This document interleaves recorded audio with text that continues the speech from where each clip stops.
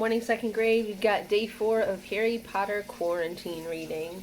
When we left off, Harry's on the train with Ron, and they are currently eating a bunch of candy and trying Bertie Bott's every flavor beans. Ron picked up a green bean, looked at it carefully, and bit into a corner. Ugh, see? Sprouts. They had a good time eating the every flavor beans. Harry got toast, coconut, baked bean, strawberry, curry, grass, coffee, sardine, and was even brave enough to nibble the end off a funny gray one Ron wouldn't touch, which turned out to be pepper. The countryside now flying past the window was becoming wilder. The neat fields had gone. Now there were woods, twisting rivers, and dark green hills. There was a knock on the door of their compartment, and the round-faced boy Harry had passed on platform 9 3/4 came in. He looked tearful. "Sorry," he said, "but have you seen a toad at all?" When they shook their heads, he wailed, "I've lost him. He keeps getting away from me." "He'll turn up," said Harry. "Yeah," said the boy miserably. "Well, if you see him..." He left. "Don't know why he's so bothered," said Ron. "If I'd brought a toad, I'd lose it as quick as I could. Mind you, I brought Scabbers, so I can't talk." The rat was still snoozing on Ron's lap. "He might have died, and you wouldn't know the difference," said Ron in disgust. "I tried to turn him yellow yesterday to make him more interesting, but the spell didn't work. I'll show you. Look." He rummaged around in his trunk and pulled out a very battered-looking wand. It was chipped in places, and something white was glinting at the end. "Unicorn hair's nearly poking out. Anyway." He had just raised his wand when the compartment doors slid open again. The toadless boy was back, but this time he had a girl with him. She was already wearing her new Hogwarts robes. "Has anyone seen a toad? Neville's lost one," she said. She had a bossy sort of voice, lots of bushy brown hair and rather large front teeth. "We've already told him we haven't seen it," said Ron, but the girl wasn't listening. She was looking at the wand in his hand. "Oh, are you doing magic? Let's see it then." She sat down. Ron looked taken aback. All right." He cleared his throat. "Sunshine, daisies, buttermellow, turn this stupid fat rat yellow." He waved his wand, but nothing happened. Scabbers stayed gray and fast asleep. "Are you sure that's a real spell?" said the girl. "Well, it's not very good, is it? I've tried a few simple spells just for practice, and it's all worked for me. Nobody in my family's magic at all. It was ever such a surprise when I got my letter, but I was ever so pleased. Of course, it's the very best school of witchcraft there is, I've heard. I've learned all our course books by heart, of course. I just hope it will be enough. I'm Hermione Granger, by the way. Who are you?" She said this all very fast. Harry looked at Ron and was relieved to see by his stunned face that he hadn't learned all the course books by heart either. "I'm Ron Weasley," Ron muttered. "Harry Potter," said Harry.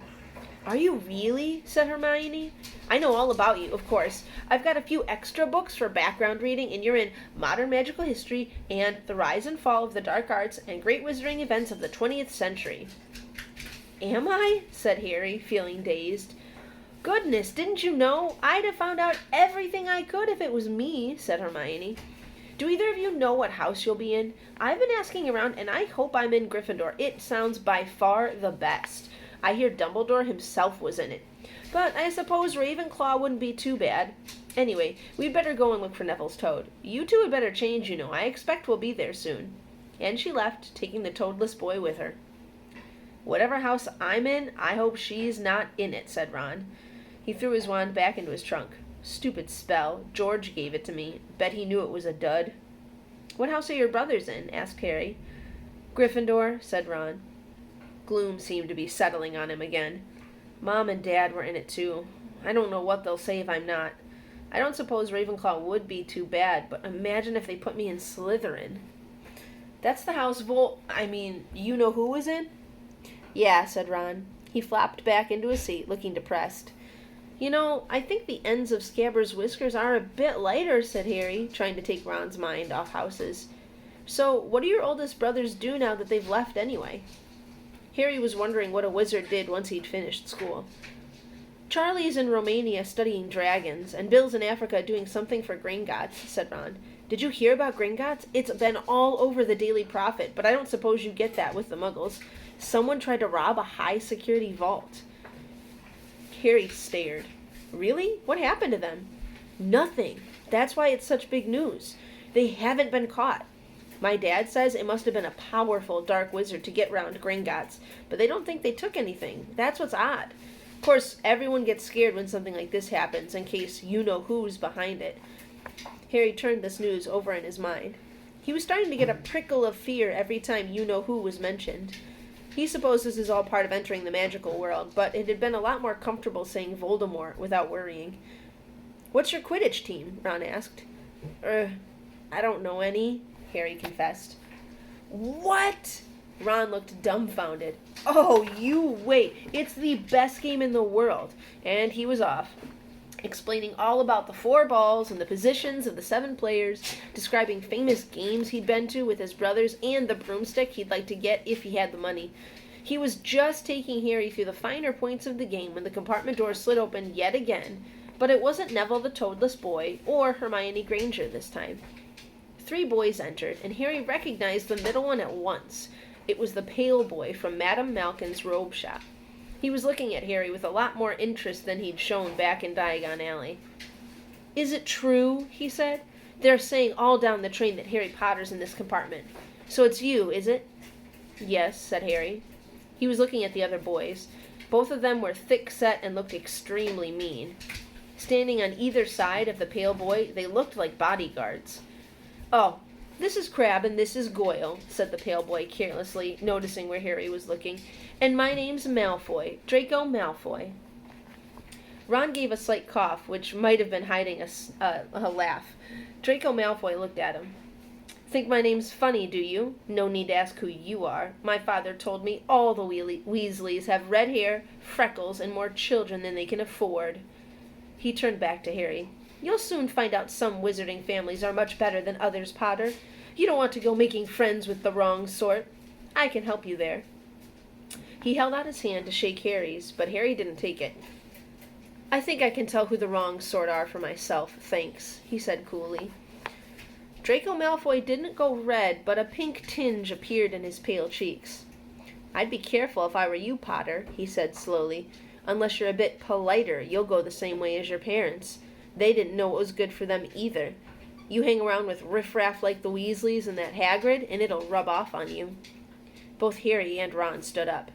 "Say that again," Ron said, his face as red as his hair. "Oh, you're gonna fight us, are you?" Malfoy sneered. "Unless you get out now," said Harry, more bravely than he felt, because Crabbe and Goyle were a lot bigger than him or Ron. But we don't feel like leaving, do we, boys? We've eaten all our food, and you still seem to have some."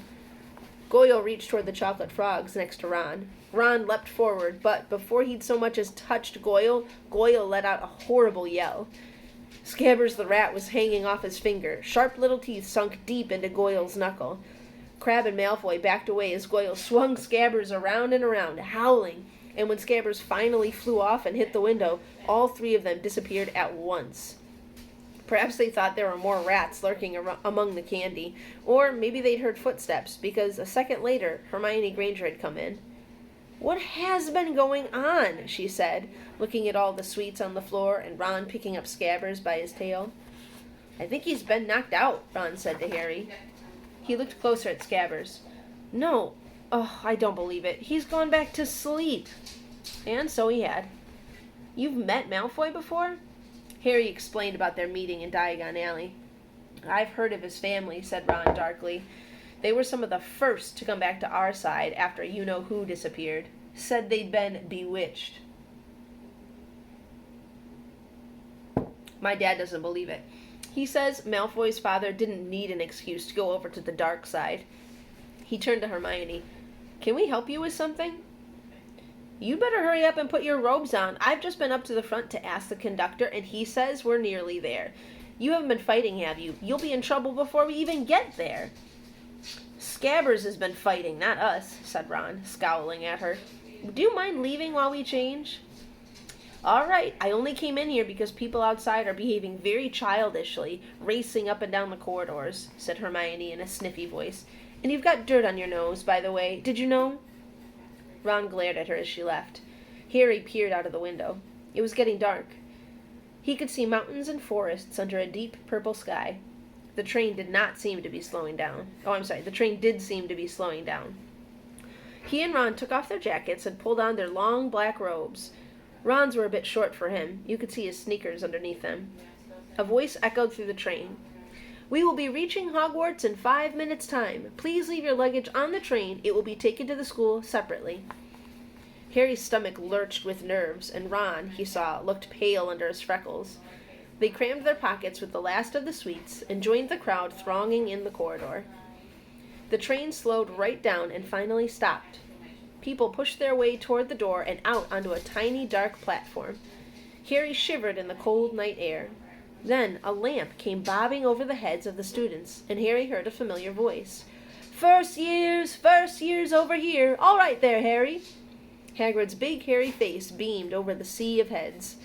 "Come on, follow me. Any more first years? Mind your step now. First years, follow me."